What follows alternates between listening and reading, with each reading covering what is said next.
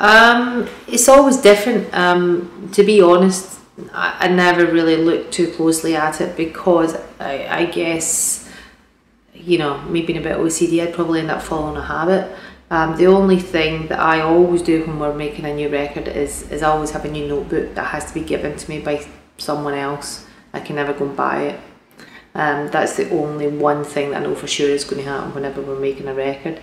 But we approach writing in a million different ways because, you know, there should never really be any rules to it.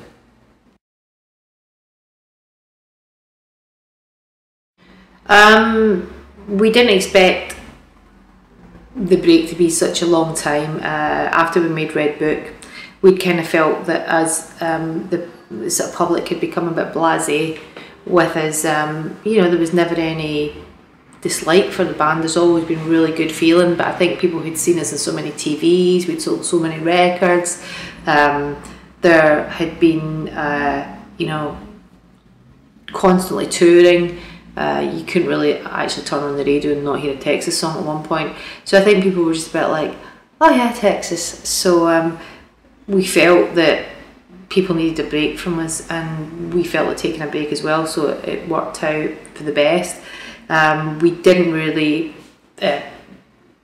think we were going to be away for 8 years, but really it's only 4 because we toured for 2 years after Red Book and we were out in 2011, so there's 2 years off in each side, and we couldn't have foreseen the brain aneurysm that Ali, our guitarist, was going to have 3 years ago, so that had a big chunk out of it.